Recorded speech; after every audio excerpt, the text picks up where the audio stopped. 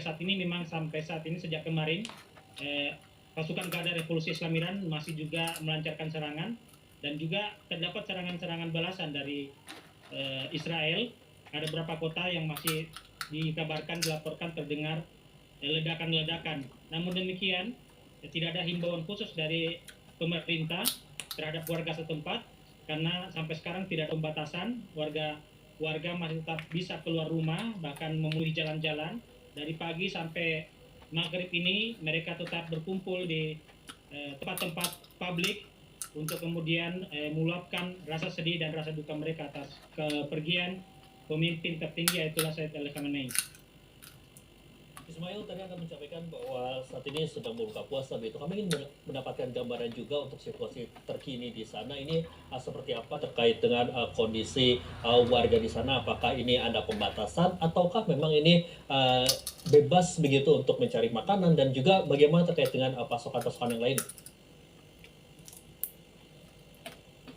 Ya, sebagaimana sering dalam festival-festival atau pagelaran-pagelaran pawai-pawai akbar, makanan maupun sajian-sajian untuk berbuka puasa itu disediakan oleh pemerintah, disediakan ada posko-posko darurat yang kemudian tiba-tiba dibuat pada setiap acara-acara pawai.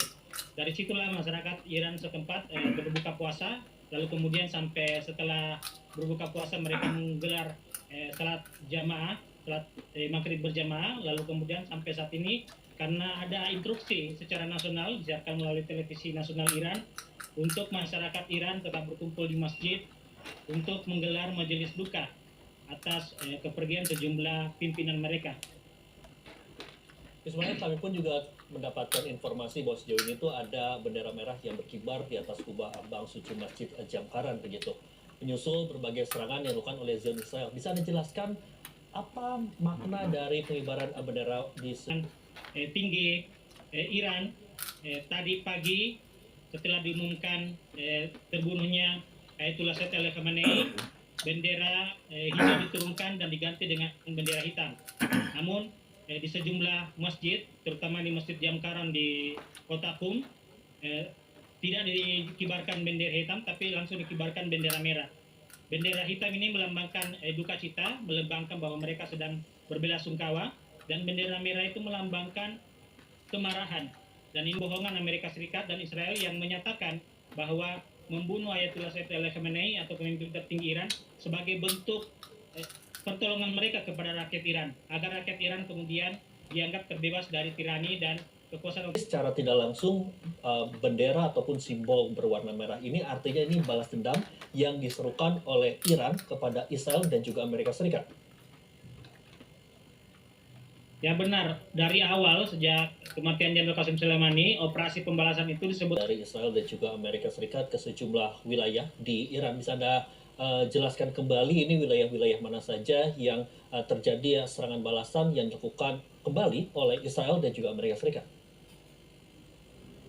Ya, dari awal disebutkan bahwa kemarin ada 24 provinsi yang mendapatkan serangan dari Israel dan Amerika Serikat.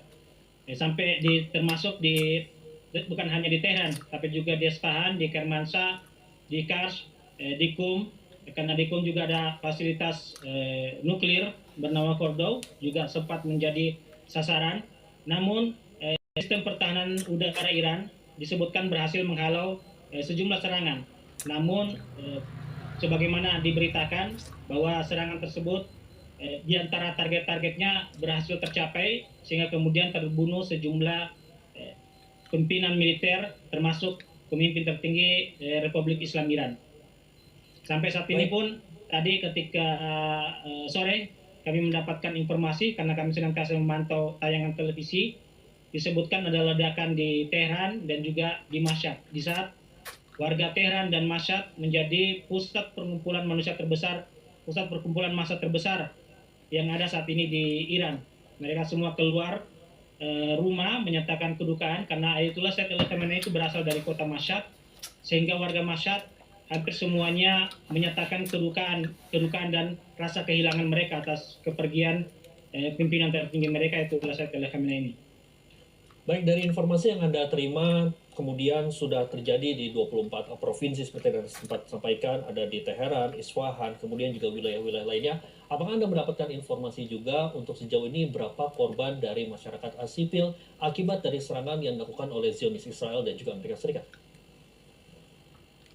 Laporan yang kami dapatkan tadi pagi ada 201 korban jiwa dan tentu saja eh, jumlah ini bertambah dengan seiringnya semakin intensifnya juga serangan dari Israel dan ada sekitar 727 korban luka-luka. Korban terbanyak itu berasal dari satu madrasah putri di saat proses pembelajaran terkena serangan.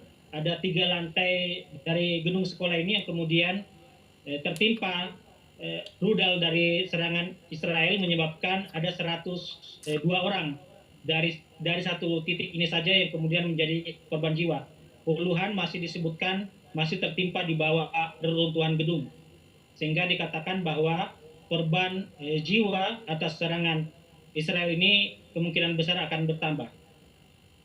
Ismail, dengan jumlah korban mencapai 201 korban jiwa, kemudian juga korban luka ini mencapai 700 orang. Apa sebenarnya yang menjadi perhatian khusus begitu dari pemerintah Iran sendiri kepada warganya? Apakah ada hal-hal yang perlu diperhatikan kepada warga Iran di tengah eskalasi yang meningkat saat ini?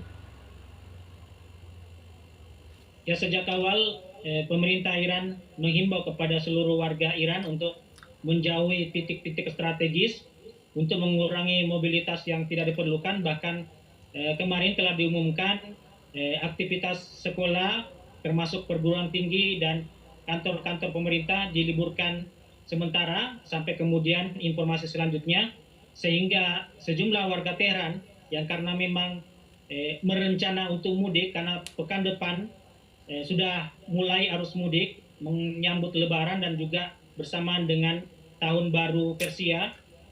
Namun karena adanya instruksi diliburkan, maka sejumlah warga Teheran kemudian mulai meninggalkan kota Teheran dengan mengambil mudik lebih awal karena memang aktivitas diliburkan. Selain itu tidak ada, karena di Iran tidak ada bunker, tidak ada lokasi-lokasi persembunyian dan juga tidak ada sirene yang berbunyi.